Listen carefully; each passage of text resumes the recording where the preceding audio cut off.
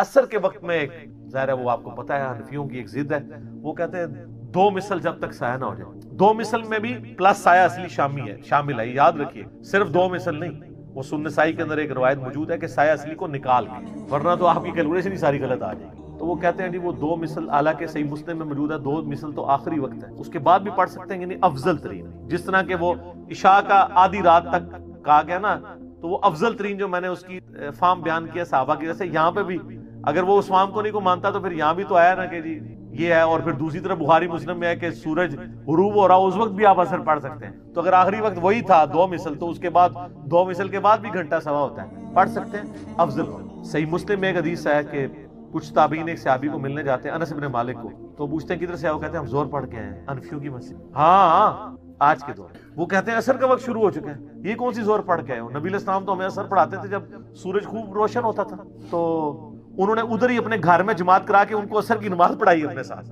مسجد میں بھی لیٹ تھی، فقہ حنفی کی مسجد ہو تو فقہ حنفی اس زمانے میں بھی تھی، لیکن صحابہ بھی تھے اس زمانے میں جو کہتے تھے یار یہ کیا کر رہے ہو، کیونکہ بنو امیہ نے نمازیں لیٹ کرنی شروع کر دی تھی۔ صحیح بخاری مسلم میں موجود ہے، حضرت ابو ذر غفاری سے حضور نے فرمایا تھا ایک زمانہ آئے گا تمہیں حکمران ایسے آئیں گے تم پہ مسلط ہوں گے، تمہیں نمازیں لیٹ کروایا کریں، کہ یا رسول اللہ کیا کروں، فرمایا تم اپنی پڑھ لیا کرنا، بعد میں ان کے ساتھ بھی پڑھ لینا، وہ تمہاری نفل شمار ہو جائے گی، اپنے وقت میں پڑھ لیا کرنا، ان کے ساتھ اس لیے پڑھنا کہ وہ غدار وطن ڈکلیئر کر دیں گے تمہیں، ظاہر ہے وہ ملوکیت تھی نا، یہ آل امیہ جب نمازیں لیٹ کیا کرتے تھے تو صحابہ کرام اشاروں سے ہی نماز پڑھ لیا کرتے تھے، یہ جمعے اتنے لیٹ کر دیتے تھے، جمعہ جا کے اثر کے وقت میں پڑھتے تھے، جس طرح آج کل ہمارے جیلوں میں کئی مسجدیں 3 بجے جمعہ ہو رہا ہوتا ہے، 2:45 ہو رہا ہوتا ہے، حالانکہ 2:55 میں اثر کا وقت شروع ہو گیا ہوتا ہے، اثر کا جو ہے وہ مغرب تک ڈیلے کر دیتے تھے، حالانکہ واضح حدیث ہے، میں یعنی جو چند چیزیں میں نے شروع میں جو اسٹڈی کی نا 2008 میں، اس میں ایک اثر کی نماز کا اختلاف بھی تھا، آپ ایمانداری سے بخاری سے لے کے ابن ماجہ تک ساری حدیث کی کتابیں کھول کے اثر کا وقت دیکھیں کون سا صحیح ہے، وہ وہی ہے جس کو اہل حدیث فالو کر رہے ہیں، بلکہ حنفیوں کے علاوہ سارے اسی کو فالو کریں،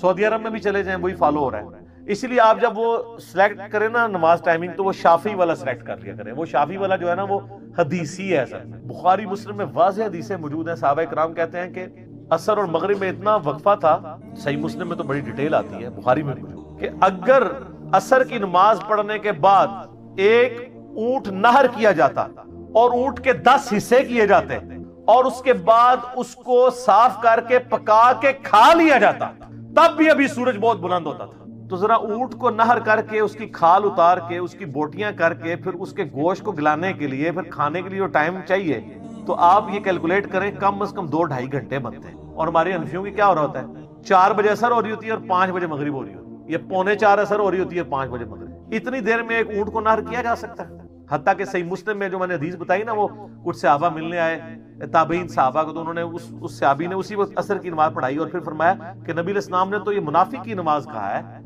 جو سورج زرد ہونے کا انتظار کرتا ہے، پھر 2 ٹھونگے مار کے مرغے کی طرح نماز سائڈ فارغ کر دیتا ہے، منافق بھی تو اللہ کا ذکر بہت تھوڑا کرتا ہے، نبی علیہ السلام ہمیں خوب روشن ہوتا تھا جب سورج اس وقت نماز پڑھاتے تھے۔ اچھا یہ بخاری مسلم کی جو اونٹ نار کرنے والی حدیث ہے نا، یہ حنفیوں کے گلے میں پھنسی ہوئی، پھر اس کی ان کی بڑی تعویل کرتے ہیں، ایک آپ کو مدنی لطیفہ عرض کرتے ہیں۔ غلام سو سعیدی صاحب ایک بہت بڑے بریلوی عالم گزرے ہیں، بہت بڑے محقق، میرے استاد ہیں، میں نے ان سے بہت کچھ سیکھا ہے، میری ملاقات بھی ان سے ہوئی 22 مارچ 2007 کو، تو شرح صحیح مسلم کے اندر انہوں نے اثر کے وقت کے اوپر نا ایک بحث کی، یہ حدیث جب آئی نا کہ اونٹ کو نہر کریں، اس کے 10 حصے کریں، اس کو پکا لیں کھا لیں، اس کے بعد بھی سورج خوب روشن ہو، تو ان کو پتا تھا کہ یہ حنفیوں والی اثر نہیں ہو سکتی، یہ وہی اثر ہوگی کہ وہ اثر 2:45 ہو رہی ہو اور مغرب ہو رہی ہو 5 بجے، یعنی کم از کم 2-2.25 گھنٹے بنتے ہو۔ اب یہ حدیث ان کے چونکہ وہ پھنستی تھی تو انہوں نے کہا کہ جی ہو سکتا ہے کہ چند ماہر قسم کے کسائی مل کے ایک اونٹ کو گراتے ہوں، ٹھیک ہے جی، اور چند ماہر اور ایک اونٹ کے پیچھے پڑ جاتے ہوں تاکہ وہ پیرلل میں بوٹیاں کریں،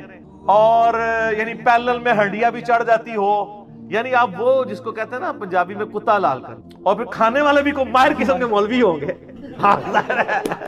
عام آدمی اتنی مہارت اور اونٹ کا گوشت کھا سکتا۔ حالانکہ مجھے یہ بتائیں جب وہ صحابی حدیث بیان کر رہے تھے ان کے دماغ میں بھی تھا کہ کسی بندے کے دماغ میں یہ آئے گا کہ ایک سے زیادہ کئی ماہر جو ہے وہ قصاب ملیں گے اور یہ کریں گے، وہ اونٹ نہر کرنے کا طریقہ نہیں آپ کو سکھا رہے تھے، وہ یہ بتانا چاہ رہے تھے کہ جب ایک کسائی اونٹ کو نہر کرتا ہے پھر یہ کیا کیا معاملات ہوتے ہیں، اور وہ ٹائم بتا رہے تھے، حتیٰ کہ البتہ امام مالک میں آپ کو یہاں تک ملے گا کہ عصر اور مغرب میں اتنا وقفہ ہوتا تھا کہ کوئی شخص پیدل 15 میل کا سفر آلموسٹ کر سکتا، 15 کلومیٹر آج کے دور کے اعتبار سے بتا رہے ہیں، یعنی 3 فرسخ 9 میل بنا تو 9 میل آپ سمجھ لیں 15 کلومیٹر. 15 کلومیٹر پیدل سفر کرنے کے لیے ایک عام آدمی پیدل جو سفر کرتا ہے کوئی تیز سے تیز بھی چلے نا 8 سے 10 منٹ تو اس کو 1 کلومیٹر کے لیے چاہیے نا. لیکن وہ جب بیان کر رہا تھا وہ بھاگنے کا نہیں کہہ رہا تھا, وہ کہہ رہا تھا پیدل سفر. پیدل تو آپ کو 8 سے 10 منٹ چاہیے 1 کلومیٹر طے کریں. آپ 8 منٹ بھی لگا, 8 کو ذرا 15 سے ضرب دیں تو یہ آلموسٹ آپ کو پتا چلے گا 2-2.25 گھنٹے یہ بھی بنتے ہیں. جدھر سے بھی آپ کان ایتھو پڑھو جو مرضی کریں, اینڈ رزلٹ یہ نکلتا ہے کہ عصر کا وقت وہی ہے جو بتایا جا رہا ہے کہ خوب روشن دن ہو جب اس وقت آپ نے عصر پڑھنا ہے. کسی چیز کا سایہ اپنا اور سایہ اصلی یعنی ایک مثل سایہ ہو جائے تو عصر کا وقت. باقی نمازیں جب جمع کر رہے ہوں پھر تو ظاہر ہے پھر تو وہ تو پھر آپ آج کل 11:55 سے لے کے غروب آفتاب تک کسی بھی وقت نماز کو, اور رات کو مغرب غروب ہونے سے لے کے فجر کا وقت داخل ہونے کسی بھی وقت نمازوں کو. مسافر ہیں تو ہمیشہ سنت ہے, اور اگر مقیم ہے تو کبھی کبھار سنت ہے. ہمیشہ بھی کر لیں تو جواز ہے, لیکن افضل شیعہ کے ہاں بھی ہے الگ پڑھنا. کئی شیعہ علماء ہیں, یہ سید جواد نقوی صاحب کو ہم ملنے گئے, انہوں نے مجھے خود بتایا کہ میں تو نمازیں الگ وقت میں پڑھتا ہوں. میں نے کہا اس کی ترغیب بھی نیچے بھی آپ دلائیں, جس طرح ہم نے اہل سنت کو ترغیب دلائی ہے جمع کرنے کی, اور پریکٹیکلی آپ دیکھتے ہیں کہ ہمارے یہاں ہر سنڈے کو زور اثر ہم جمع کرتے ہیں, اور لیٹ ہو جائیں تو مغرب اور عشاء کو بھی جمع کرتے ہیں. کیوں؟ تاکہ وہ مردہ سنت زندہ. اور یہ ہفتے میں ایک ہی نماز ہے جو ہم جمع کر کے اس طریقے سے پڑھ رہے ہوتے ہیں, جمع تقدیم یا تاخیر. ادروائز تو اپنے اپنے اوقات میں پڑھتے ہیں. اور جمع سوری جو ہے نا سینٹر میں پڑھنا, یعنی جس طرح آج کل عشاء کا وقت شروع ہو رہا ہے آلموسٹ 6:24 پہ, تو 6:15 بجے آپ مغرب پڑھ لیں اور 6:25 پہ عشاء پڑھ لیں, تو یہ تو حنفیہ کے نزدیک بھی ٹھیک ہے. وہ کہتے ہیں یہ وقت کے اندر ہی آ گئی, اسے جمع سوری کہا جاتا ہے. تو جمع سوری تو نام کی جمع ہے, وہ اپنے اپنے وقت میں ہی ادا ہو رہی ہوتی ہے. اصل ایشو جمع تقدیم اور تاخیر کا ہے, جو ایک امت کے لیے سہولت تھی, جو علماء نے فرقہ وارانہ تعصب کی وجہ سے چھین لی. لیکن اللہ کا شکر ہے اب لوگوں کو پتہ چل گیا, اور جو لوگ باہر کے ملکوں کے اندر ہیں بیچارے مسافر بھی ہوتے ہیں, ان کو اپنے آفیسز سے, اپنے کام کرنے کی جگہوں سے, اپنے پڑھائی کی جگہوں سے ٹائم ہی بڑا مختصر ملتا ہے, تو وہ تو روزانہ نمازیں جمع کریں. ان کو تو شہر سے باہر آلموسٹ, یعنی جو صحیح مسلم میں ہے وہ آپ 20 کلومیٹر کا اگر آپ سفر کرتے ہیں اپنے شہر سے باہر تو آپ مسافر ہیں. روزانہ 2 فرض زور کے پڑھیں, 2 عصر کے پڑھیں, اور مغرب عشاء کے بعد گھر آ کے آپ جس ٹائم مرضی پڑھ لیں. پوری رات پڑھی ہوئی ہے آپ کے لیے. تو دین میں بڑی آسانی ہے. لوگ کہتے ہیں علم دین آئے تو مشکل ہوتی ہے, علم دین آئے تو آسانیاں ہو جاتی ہیں, مشکل نہیں ہوتی. حنفی شافی میں کوئی فرق نہیں ہے سوائے عصر کی نماز کے. سنی شیعہ میں بھی کوئی فرق نہیں ہے, وہاں تو عصر کا بھی کوئی رولا نہیں ہے. تو وہ جو شافی ٹائم لکھا ہوتا ہے وہ سلیکٹ کیا کریں, کیونکہ عصر کا وقت کا رولا یہ ہے کہ عصر کا وقت حنفی جس وقت کہہ رہے ہیں نا داخل ہوتا ہے, اس کو احادیث سپورٹ نہیں کرتی. بخاری سے لے کے ابن ماجہ تک مین سٹریم کی ساری کتابیں پڑھ لیں, عصر کا وقت نبی الاسلام کا وہ وقت ہے جس وقت اہل حدیث پڑھ رہے ہیں یا حرمین میں پڑھی جاتی ہے. بخاری مسلم دونوں میں حدیث ہے. صحابہ کرام کہتے ہیں کہ عصر کا نماز کا وقت اور مغرب تک جو فاصلہ ہے وہ اتنا ہوتا تھا کہ ہم لوگ عصر کی نماز پڑھنے کے بعد اونٹ نہر کرتے, اس کے 10 حصے کرتے. سر کھال بھی اتارنی, حصے بھی کرنے ہیں اونٹ کے, بلی کے نہیں, اونٹ 10 حصے کرتے, پھر ان کو پکاتے, پھر کھا بھی لیتے, تو ابھی بھی سورج بلند ہوتا. تو یہ 2.5 سے 3 گھنٹے بنتے ہیں عصر سے لے کر مغرب تک. لیکن جب کسی نے نہیں ماننا تو غلام رسول سعیدی صاحب نے شرح صحیح مسلم میں نا اس کی تعبیر, یہ حدیث تو ان کے گلے میں اٹکتی ہے. وہ کہتے ہیں ہو سکتا ہے کہ 1 سے زیادہ ماہر کسائی ملتے ہوں. ایڈی وڈی کہانی صحابی دے دماغ ہی سی, جڑا صحابی یہ دس رہا سی ٹائم کیلکولیٹ کرنے واسطے, وہ یہ دس رہا سی کہ 100 بندے مل کے ایک اونٹ ٹاندے ہون گے, پھر تو سر آدھے گھنٹے بھی سارا کچھ کر لیں گے. لیکن ہنڈیا پکانے میں کوکر تو نہیں تھا نا, وہ ٹائم چاہیے, وہ کتنا ٹائم کٹاؤ گے. تو جب آپ نے نہیں ماننا تو کہتے ہیں کئی ایک ماہر کسائی ملتے ہوں, جبکہ صحابی یہ بتانا چاہ رہا تھا کہ نہر کرنے کے بعد گوشت بنایا جائے, وہ اس کا ٹائم کیلکولیٹ کر رہے تھے. جس طرح صحیح مسلم میں حدیث ہے, عمر بن عاص نے کہا تھا کہ میری قبر پہ اتنی دیر بیٹھے رہنا جتنی دیر ایک اونٹ کو نہر کر کے اس کے گوشت کو تقسیم کیا جاتا ہے. وہ تو یہ نہیں ہے کہ ماہر کسائی ملے اور 15 منٹ بعد آپ قبر سے اٹھ جائیں, یہ تو نہیں بتانا چاہ رہے تھے, وہ 2, 2.5, 3 گھنٹے کا پیریڈ بتانا چاہ رہے. تو میں نے اس کو ساتھ عصر کے وقت کے حوالے سے کلیئر کر دیا کہ اس میں حنفیوں کا مسئلہ یہ ہے. باقی نماز کی وہ ڈیجیٹل ٹائمنگ ایک جیسی ہے, حنفی ہو یا شافی ہو. شافی کو سلیکٹ کریں, جدھر بھی مسلم پرو میں بھی اسلام 360 میں بھی وہی ٹائمنگ جو ہے نا وہ, یعنی قرآن و حدیث سے جو سپورٹیو ہے وہ وہی ٹائم ہے. اللہم اہدنا فی من ہدیت, رضیت باللہ ربا وبالاسلام دینا وبمحمد نبیا. اللہم من احییتہ منا فاحیہ علی الاسلام ومن توفیتہ منا فتوفہ علی الایمان. اللہم حاسبنا حسابا یسیرا, اللہم اجرنا من النار, اللہ تعالیٰ سے دعا ہے جو حق بات میں نے کہی ہمارے دلوں میں راسخ فرمائے، اگر جذبات میں میرے منہ سے کوئی غلط بات نکل گئی اللہ تعالیٰ ہمارے دلوں سے دھو ڈالے، ہمیں معاف بھی کر دے، ہمیں کتاب و سنت کی تعلیمات پر عمل کر کے دوسرے بھائیوں تک پہنچانے کی توفیق عطا فرمائے۔ سبحانک اللہم و بحمدک، اشہد ان لا الہ الا انت، استغفرک و اتوب الیک، وما علینا الا البلاغ المبین۔ جزاکم اللہ خیر۔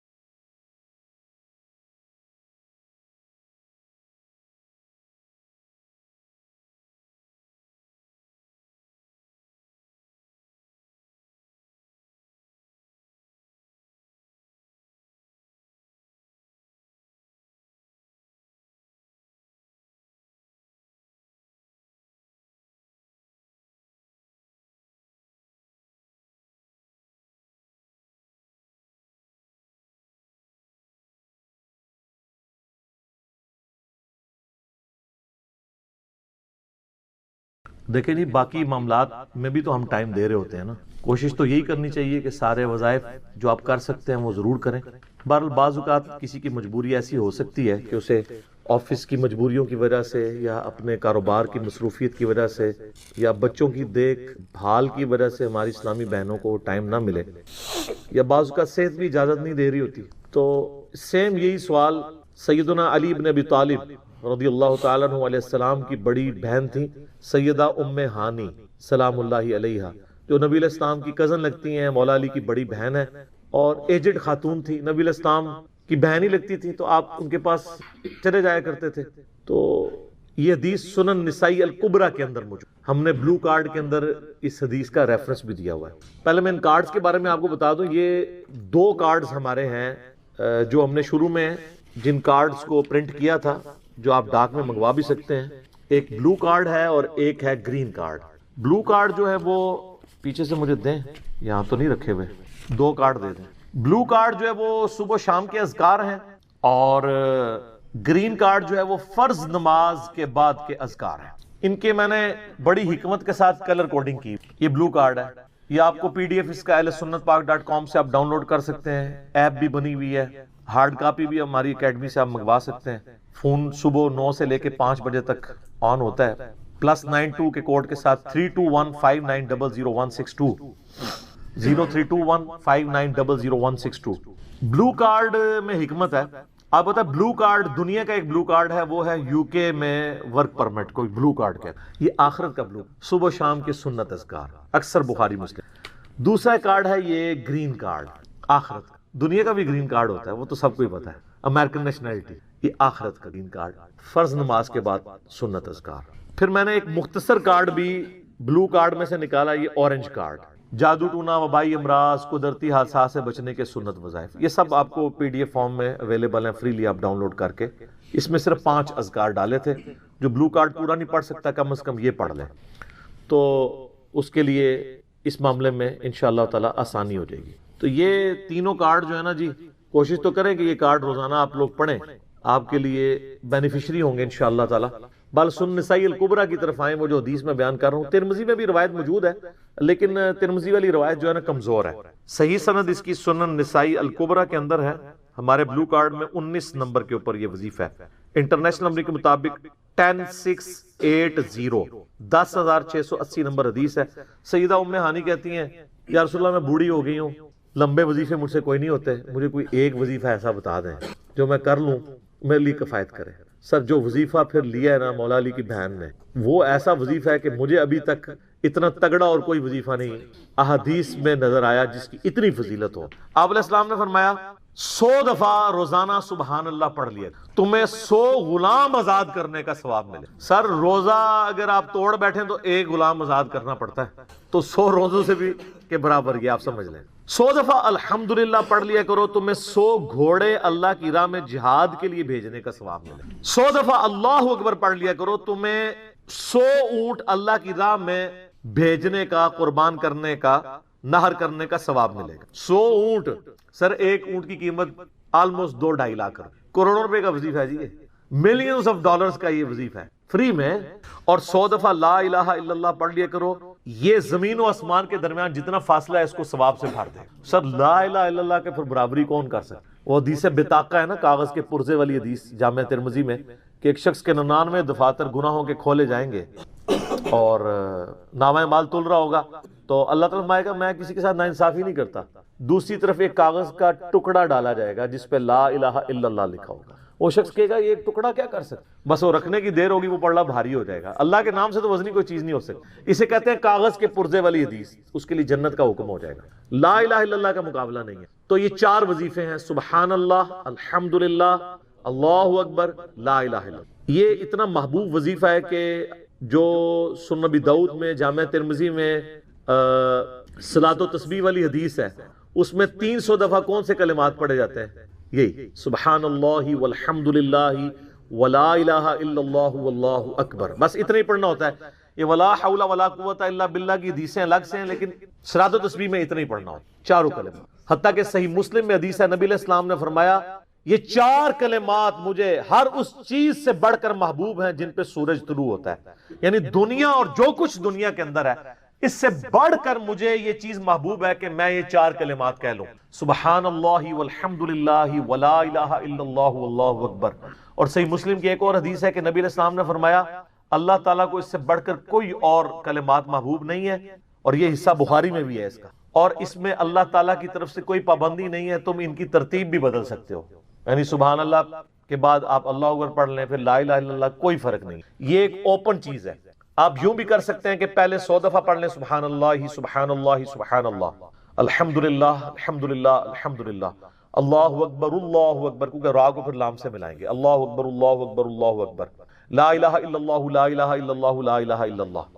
اور یوں بھی پڑھ سکتے ہیں، وہ زیادہ بہتر ہے، سبحان اللہ والحمدللہ ولا الہ الا اللہ واللہ اکبر، کیونکہ اکبر پہ وقف کریں گے، ورنہ یہ سبحان اللہ تو الحمدللہ ہی پڑھ نہیں سکتے آپ، کیونکہ الحمدللہ الحمدللہ بنے گا کانٹینیوس، جیسے اللہ اکبر اللہ اکبر اللہ اکبر، تو وقف کرنا پڑے گا سوائے سبحان اللہ کے۔ سبحان اللہ یہ تو پڑھ سکتے ہیں، لیکن الحمدللہ کو الحمدللہ وقف کرنا پڑے گا۔ اللہ اکبر اگر ملائیں گے تو اللہ اکبر را کو لام سے، تو اس کی بجائے اتنی مشکل میں نہ پڑھیں، سبحان اللہ والحمدللہ ولا الہ الا اللہ واللہ اکبر، ایک تسبیح پڑھ لے، 4 وظیفے 100 دفعہ ہو جائیں گے، کیونکہ نبی علیہ السلام نے اجازت دے دی ہے نا، آگے پیچھے دائیں بائیں کچھ بھی کر سکتے ہو، اور یہ ترتیب تو صلاۃ و تسبیح میں موجود ہے، نبی علیہ السلام نے کلمات پڑھے بھی ہیں۔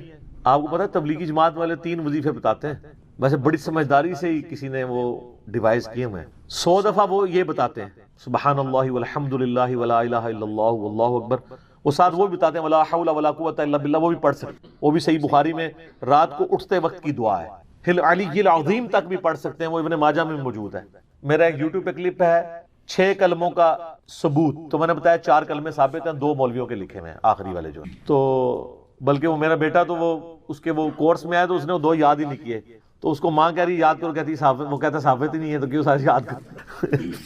ہم ریکویسٹ کریں گے، ہمارے پاس بھی وہ کورس اسلامیات کا جو ہے نا اس کو ریویو کرنے کے لیے بھیجا ہوا ہے ہماری اکیڈمی میں انہوں نے، تو ہم اس میں ان کو ریکویسٹ کریں گے کہ یہ آخری 2 کلمے نکال دیں، پہلے 4 کلمے ثابت ہیں. وہ تو ثابت ہی نہیں ہے تو خام خواہ لوگوں کو آپ رٹا رہے ہیں. الٹا جن لوگوں کی شادی ہونے والی ہوتی ہے وہ بیچارے ٹینشن میں پڑے ہوتے ہیں 6 کلمے یاد کریں، حالانکہ کلمے کے ساتھ کوئی تعلق ہی نہیں اس کے. تو یہ جو صلاۃ و تسبیح کے اندر بھی پڑھا جاتا ہے، لیکن اس میں لا حول ولا قوت الا باللہ نہیں. وہ تو لادہ سے بخاری مسلم میں حدیث ہے کہ جنت کے خزانوں میں سے ایک خزانہ ہے لا حول ولا قوت الا باللہ. تو آپ پڑھنا چاہتے ہیں ضرور پڑھیں. اس میں وظیفے کے طور پہ آپ پوری تسبیح اس کی پڑھ لیں بے شک. تو تبلیغ جماعت والے یہ بتاتے ہیں 100 دفعہ درود شریف بتاتے ہیں اور 100 دفعہ استغفار بتاتے ہیں. تو بہت انٹلیکچوئل چیز ہے. یہ وظیفہ اتنا کمال ہے کہ آپ کے ہر فرض نماز کے بعد یہ وظیفہ نبی علیہ السلام نے مشروع کیا ہے. مسلم شریف میں حدیث ہے ہر فرض نماز کے بعد یہ وظیفہ پڑھنے والا کبھی نامراد نہیں جاتا. 33 دفعہ سبحان اللہ، 33 دفعہ الحمدللہ اور 34 دفعہ اللہ اکبر. اور ایک حدیث میں ہے مسلم شریف کی کہ جو پڑھے 33 دفعہ سبحان اللہ، 33 دفعہ الحمدللہ، 33 دفعہ اللہ اکبر اور 100 کا عدد پورا کرنے کے لیے پڑھ لے لا الہ الا اللہ وحدہ لا شریک لہ لہ الملک ولہ الحمد وہو علی کل شیء قدیر. 100 کا عدد اس سے بھی پورا کر سکتے ہیں اور 100 کا عدد اللہ اکبر کہہ کے بھی پورا کر سکتے ہیں تو اس کے سارے گناہ معاف کر دیے جائیں گے، اگرچہ سمندر کی جھاگ کے برابر ہی کیوں نہ ہو. لیکن وہ صغیرہ گناہ، کبیرہ گناہ صرف توبہ سے معاف ہوتے ہیں. وہ صحیح مسلم میں حدیث ہے کہ اگر بڑے گناہوں سے بچا جائے تو ایک جمعے سے دوسرا جمعہ، ایک رمضان سے دوسرا رمضان اور ایک نماز سے دوسری نماز درمیان کے گناہوں کا کفارہ بن جائے گی. لیکن جو نماز ہی نہیں پڑھتا تو جمعہ پڑھتا رہے تو وہ تو بڑے گناہوں سے نہیں بچا ہوا نا. مسلم شریف میں حدیث ہے بندے کے کفر اور اسلام کے درمیان فرق نماز ہے. یہ نہ ہو کہ ایک رمضان پڑھ لے اگر رمضان کے لیے چلے سارے، نہیں نہ اس طرح نہیں ہوگا. تو یہ وظیفہ اتنا کمال ہے، بخاری مسلم دونوں میں حدیث ہے. کچھ غریب صحابہ حضور کے پاس ہے، یا رسول اللہ ہر مقابلے میں ہم برابری کر لیتے ہیں امیر اصحاب کی. وہ روزے رکھتے ہیں ہم بھی روزے رکھ لیتے ہیں، وہ نمازیں پڑھتے ہیں ہم بھی نمازیں پڑھ لیتے ہیں، وہ جہاد کرتے ہیں ہم بھی جہاد کر لیتے ہیں. ایک معاملے میں آ کے ہم مارے جاتے ہیں. قرآن میں بار بار ہے اللہ کی راہ میں خرچ کرو، ہم تو خود ہی غریب ہیں. تو آپ ہمیں کوئی اس کا حل تجویز کریں. تو آپ فرمایا میں تمہیں ایک ایسی چیز بتاتا ہوں کہ تم ان کی برابری کر لو گے. تم ہر فرض نماز کے بعد 33 دفعہ سبحان اللہ، 33 دفعہ الحمدللہ، 34 دفعہ اللہ اکبر پڑھ لیا کرو. یہ بخاری مسلم دونوں میں. کچھ دنوں کے بعد پھر وہ حاضر ہو، یا رسول اللہ وہ تو امیر صحابہ کو بھی پتہ چل گیا، وہ بھی یہی کچھ پڑھ رہے ہیں. اب ہم کیا کریں؟ تسی تک لو جناب، تسی گرین کارڈ دے تے بلو کارڈ دے چکر پہ ہو، دنیا دے آخرت کے نہیں. صحابہ کرام آخرت کے بلو اور گرین کارڈ کی بات کر. تو نبی علیہ السلام مسکرائے، آپ نے فرمایا ذالک فضل اللہ یؤتی من یشاء، یہ اللہ کا فضل ہے، میں تو اللہ کا فضل نہیں روک سکتا. ٹھیک ہے نا. تو ظاہر گیون سرکمسٹانسز اللہ کے دیے ہوئے ہیں، اس کے اندر آپ بیسٹ پرفارم کرنے کو. اللہ کے فضل کو تو کوئی روک نہیں لگا سکتا. کوئی یہ نہیں کہہ سکتا کہ جی وہ یعنی تیرے ہوتے جنم لیا ہوتا کیوں نہیں ہوا، ہو سکتا ہے ابو جہل ہی ہوتا. تو جس حال میں اللہ نے رکھا ہے اسی کو آپ بہتر سمجھیں. تو اس طرح کی کئی احادیث ہیں جو ان وظیفوں کو سپورٹ. اچھا مسلم شریف میں ایک حدیث میں یہ بھی آیا کہ 10 دفعہ سبحان اللہ، 10 دفعہ الحمدللہ اور 10 دفعہ اللہ اکبر. اگر کسی کے پاس ٹائم تھوڑا ہے نا تو فرض نماز کے بعد یہ بھی پڑھ سکتے. 10 دفعہ بھی وظیفہ یہ والا کیا جا سکتا. ایک بڑی رکت انگیز حدیث ہمارے یوسف بھائی نے اس پہ کلپ بھی بنایا ہے، صفین کی راتوں میں. بخاری مسلم دونوں میں حدیث ہے. مولا علی علیہ السلام خود روایت کر رہے ہیں. وہ کہتے ہیں کہ نبی علیہ السلام کو جب اللہ نے کشادگی دی، کچھ غلام آپ کو گفٹ ملے، تو میں نے فاطمہ سے کہا کہ تم پورا دن گھر کی صفائی کرتی ہو، چکی چلاتی ہو، اس کی وجہ سے ان کے ہاتھ پہ بھی نشان بن گئے تھے. اس طریقے سے سامان اٹھا کے لاتی تھی تو وہ رسی کے نشان یہاں پڑے ہوئے تھے. تو نبی علیہ السلام سے جا کے جو ہے وہ ایک غلام ڈیمانڈ کر لیتے ہیں جو ہمیں ذرا ہیلپ آؤٹ کر دے گا. جب سب کو مل رہا ہے تو ہمیں بھی مل جائے گا. تو سیدہ فاطمہ حاضر ہوئی. یہ حدیث بخاری میں بھی ہے، مسلم میں بھی. تو حضور علیہ السلام کے پاس گئیں، بات نہیں. طبیعت میں تربیت کس کی تھی سر؟ بولڈنس نہیں تھی وہ، حالانکہ باپ ہے اور حضور کو پتا تھا اپنی بچی کی عادت. تو وہ گئیں، بات نہیں کر سکی، واپس چلی گئی. تو حضور علیہ السلام محفل برخاست ہوئی، آپ خود آ گئے. سر وہ حدیث کمال ہے. مولا علی کہتے ہیں میں اور فاطمہ ایک چادر میں لیٹے ہوئے تھے اور نبی علیہ السلام ہمارے گھر میں آئے اور پاؤں کی جانب سے نبی علیہ السلام ہمارے بستر میں داخل ہوئے، حتیٰ کہ آپ کے پاؤں کی ٹھنڈک ہم نے اپنے سینے پہ محسوس. یعنی حضور علیہ السلام نے پاؤں کی جانب سے اپنے پاؤں انٹر کیے اور وہ پاؤں سیدہ فاطمہ اور مولا علی کے سینے تک پہنچ گئے تو انہوں نے ان کو سینے سے لگا لیا. سر یہ فرینکنس کسی صحابی کو نصیب ہو سکتی؟ تو آپ نے فرمایا وہ فاطمہ تم آئی تھی، کوئی کام تھا؟ سیدہ فاطمہ سے پھر بھی بات نہیں. تو حضرت علی کہتے ہیں میں نے نا پھر کہا یا رسول اللہ وہ میں نہیں بھیجا تھا, پورا دن کام کرتی ہے. آپ کی بیوی کہتی ہیں ہماری کوئی ذمہ داری نہیں ہے. یہ بھی تو بیوی تھی نا. بخاری مسلم میں حدیث ہے جنتی عورتوں کی سردار ہے فاطمہ سلام اللہ علیہا. تو میں نے غلام کے لیے عرض کیا تھا یہ تھک جاتی ہے ہمیں ہیلپ آؤٹ کر دے گا. آپ علیہ السلام فرمایا میں تمہیں سے بہتر نہ چیز عطا کروں.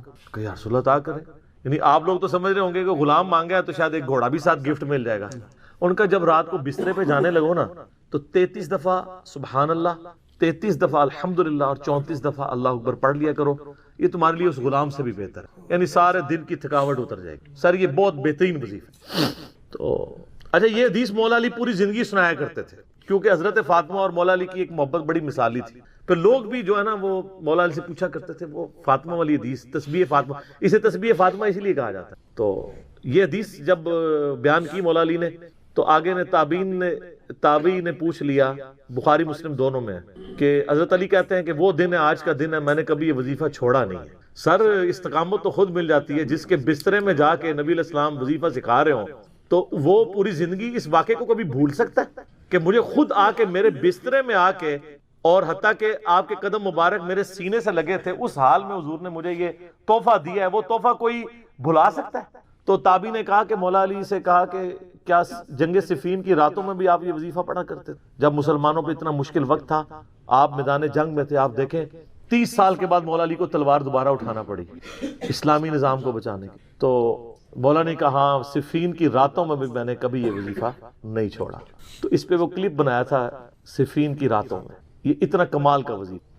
اللہ تعالیٰ ہمیں اس وظیفے پہ استقامت دے, اور کچھ نہ کر سکیں یہ ضرور کیا کریں. بخاری مسلم میں حدیث ہے, عائشہ کہتی ہیں نبی علیہ السلام نے فرمایا کہ اللہ تعالیٰ کو سب سے بڑھ کر محبوب عمل وہ ہے جو مستقل مزاجی سے کیا جائے خواہ تھوڑا ہی کیوں نہ ہو, بنسبت اس عمل کے جو بہت زیادہ ہو لیکن مستقل مزاجی سے نہ ہو. ایک بندہ ایک دن 1000 دفعہ سبحان اللہ پڑھتا ہے, اگلے دن 10 دفعہ پڑھتا ہے, اس سے بہتر روزانہ ہی 10 دفعہ پڑھ لیں. تو یہ وظیفہ 100 دفعہ پڑھنے کے لیے کوئی زیادہ ٹائم ریکوائرڈ نہیں ہوتا. آپ روٹین میں ہیں, آپ پاس دونوں آپشن ہیں, الگ الگ کر کے پڑھ لیں تب بھی ٹھیک ہے, ایک ہی دفعہ میں پڑھ لیں سبحان اللہ والحمدللہ ولا الہ الا اللہ واللہ اکبر تب بھی درست. اور فرض نماز کے بعد تو اور کوئی وظیفہ, ایک آیت الکرسی والا وظیفہ اور یہ تسبیح فاطمہ والا وظیفہ اور تکبیر بلند کرنا, استغفار پڑھنا, اللہم انت السلام منک السلام, سارے اذکار اس میں لکھے ہوئے ہیں. چند ایک وظائف تو ضرور پڑھیں اور اس میں یہ والا وظیفہ کبھی نہ چھوڑیں. یہ بہت ایکسٹرا آرڈنری. مغرب کی اذانیں شروع ہو چکی ہیں, بقیہ سوالات انشاءاللہ اذان مغرب کے وقفے کے بعد انشاءاللہ. جزاک اللہ.